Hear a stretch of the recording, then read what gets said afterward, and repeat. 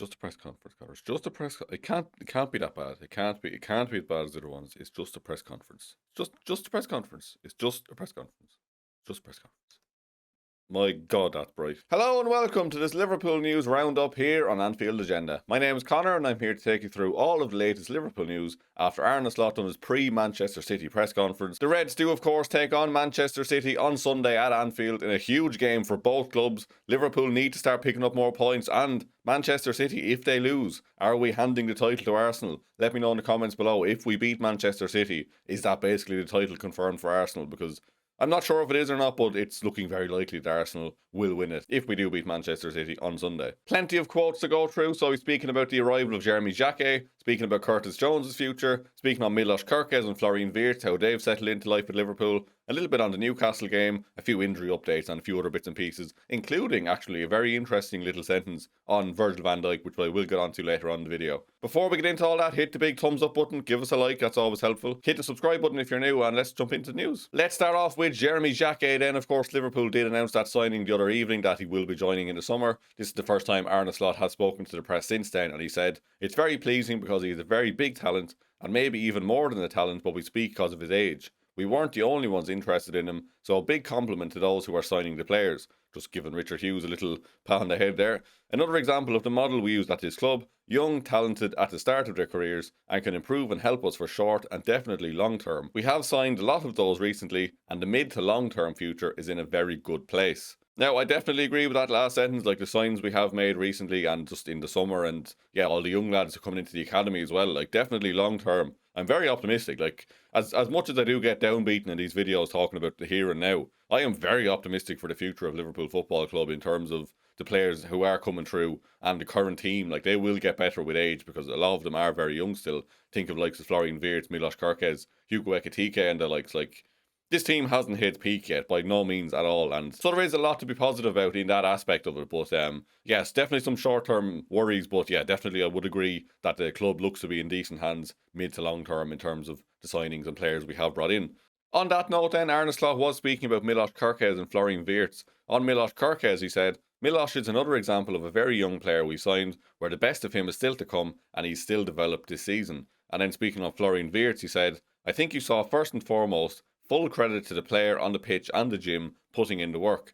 If someone is struggling physically at the start, you have to keep them in to improve, and he was an example of that. He didn't improve that much on the ball because he's always been special, but he has the connections with his teammates. Off the ball is the biggest improvement with him, and that combo makes you ready for the Premier League. The Premier League is about both on and off the ball." And look, we have seen that, like Milos Kerkez has come on leaps and bounds in recent weeks. Florian Wirtz now is really hitting a stride after looking just a bit kind of, I don't want to say weak, but he definitely just looked a bit not physical enough, let's put it that way, at the start when he did come in. Even like he needed an extra touch of the ball just to, like he wasn't really used to being closed down so quickly compared to the Bundesliga where you might have a little bit more time on the ball. But you can see already, like he's already bulked up a bit. He's gotten used to the tempo and the pace and the physicality of it all, and he is truly just shining, which is just fantastic to see. It's still only the start for him as well, so it's scary to think how good he will be in the coming years. But yeah, I have to agree with Arne there that Milos and Florian in particular are definitely looking better than when they came in first. Speaking on Curtis Jones then, of course, Curtis Jones nearly did leave the club. Inter Milan were sniffing around him, looking on a loan.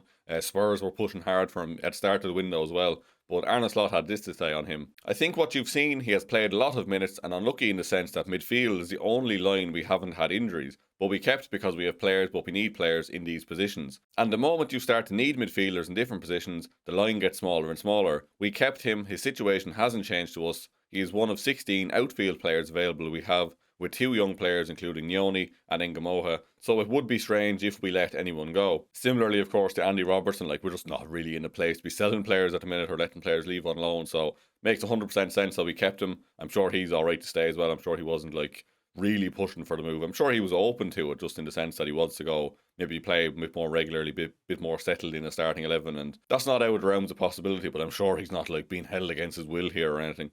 Arne then was questioned about his contract situation, given the fact that he will only have 12 months left once we get to the summer, and the fact that there's been more and more rumours of him being open to a move and other clubs sniffing around him. And Slot said, "Interesting, someone else asked contract questions. Talks are taking place in other places. The moment we have news, we share it here. We are all aware he has 18 months left, so that is all I can say. In fairness to Arne, he's always been consistent on these things. Like, he doesn't talk about transfers, doesn't talk about contracts. That's not really, well, one of it's not really his business. That's Richard Hughes' responsibility. And two, it's just probably not a good idea to be discussing these things out in public too much. Like, I think we as fans like to hear updates on these things, but like, I wouldn't really expect the manager to come out and just say like, yeah, well, look, we offered him a lot of money and he's just not staying. Like, you just wouldn't really expect that, to be fair. To be fair, last year, like, Salah and Van Dijk were basically like pleading to the public, just shouting at any reporter that they could about wanting to stay and all that. And you do want that as well, but from the club side, I can understand why he just doesn't answer these questions, to be fair. Like, it's one, again, Richard Hughes' headache, and two, it's just not really his place to be speaking about those things in public. Quick injury update then. So Jeremy Frimpong is not available for the weekend. Joe Gomez, we have hope he can train on Saturday, may be available to help in the game because we don't have many defenders left. He did caveat that with saying that he's not really going to be fit enough to start. So best case scenario, Joe Gomez will be on the bench against Manchester City. Jeremy Frimpong, no chance this week, but it doesn't sound like he's too far away, just judging off the tone of voice and stuff. Like he said, he won't be training this week. So maybe next week, you never know. Even initially, like he said, basically, it'll be a few weeks rather than like loads of weeks, is basically what he said. So hopefully Frimpong is back sooner rather than later. And yeah, hopefully maybe back next week or the week after. Slot then speaking about the young centre-backs we brought into the academy. So he's speaking about Ndai and Ndukwe. So he was basically asked again about like the long-term strategy and like were they brought in now to kind of succession plan for the likes of Van Dijk leaving. And he said, you are longer here than I am. So if I tell you that they do everything with a reason, you are not surprised. We never panic. It's always long-term and thought about for a long time and not just by one person. He followed that up then speaking about Virgil van Dijk, and he said, we know Virgil won't play for 10 years, but he has a year left, maybe longer at us. That was an interesting point, just to say that he definitely seems to be open to extending Van Dijk's contract if he is still putting in the performances, which to be fair he is. Like, he's probably not at the peak of his powers now, but he can certainly still do a job. And I'd imagine in a year or two time he's not going to be completely washed at that point, you know what I mean? So maybe a year or two extension isn't off the cards. I will be interested to hear what you think. Like, will Van Dijk get a new contract? I'd imagine he'd probably have to take a pay cut at that point, but look, I would definitely take it. I'd like, the longer we can have Van Dijk around, the better. And even if he is starting to be slowing down or rotated in and out of the team, like, imagine just having Van Dijk as someone who can mentor the younger players coming through. Like, again, we spoke about yesterday with Andy Robertson, like, just, and James Milner, even Jordan Henderson, like, these players are held in such high regard in these clubs. The leadership qualities, just the good heads to have around the dressing room, just like calm, composed people who can really add benefit to anyone at the club. It's not just for like them on the pitch. Like, it is a much bigger thing than that. Like, just their experience and knowledge really to be passed on to the next generation will be great. So Virgil van Dijk, if he could stay another year or two after his contract, then I'd be definitely on board with that and very happy with that. So please do let me know what you think. Will he sign a new contract or not? But again, Arne did follow that on saying, we do know somewhere in the upcoming years there is life after Virgil, but that is for every position. We don't think about short term only, it is mid to long as well. So yeah, signing in these like 17 and 18 year olds into the academy will certainly help with that. Like, if one or two can break into the first team when the likes of Virgil van Dijk are getting on in years. So yeah, it makes sense there from Arne on that one. We'll finish up then with Slot's thoughts on the Newcastle game. He said, I think we have played much better than that, but it was a good last hour. First 30, not what we wanted it to be. First 30, lots of set pieces, didn't play much, took time, then it is difficult to find momentum and tempo and pace as we had last hour. It wasn't our best of the season. We have played many games good, but just not in both boxes. We were good enough in both boxes against Newcastle, and now people notice. Both boxes have not been good enough throughout 95% of the time. Now all of a sudden it is the performance and the result that is different. It's a combination of things. Off the ball good, third goal was off a high press, a good transition moment, which had a few of those. I saw performances that are getting better and players are getting fitter and adjusting more towards Premier League and Champions League games.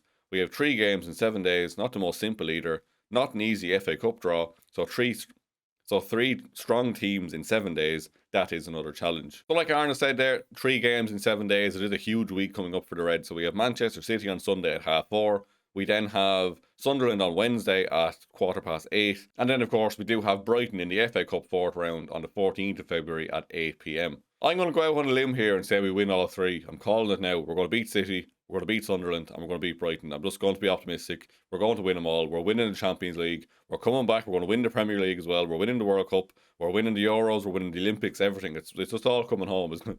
But I do feel like if we can beat City, that will be a huge bounce. And like, even Man City, they're a bit all over the shop recently as well. Like, they're not exactly consistently great. So I think it is definitely possible we beat them, especially at home. Sunderland away won't be an easy game, but again, if we can actually play the way we know we can play, then I think we can get a result there. And then Brighton at home in the FA Cup. If we take it seriously and start a good lineup, I think we should be able to win that one as well. That's all from me this morning anyway. If you have enjoyed the video, please do hit the like button, hit the subscribe button if you're new. I'll be back at some point in the afternoon with a video, and I think Craig is planning to do the preview tomorrow at least. And then, yeah, we'll have the watch along on Sunday as well. So please keep an eye out for that. Again, notifications on, just keep refreshing our page. There'll be something up at some point. Just if you got to sit there refreshing non-stop, you won't miss anything. All right, that's tip number 1 from me. Thank you very much for watching, and I'll see you very soon.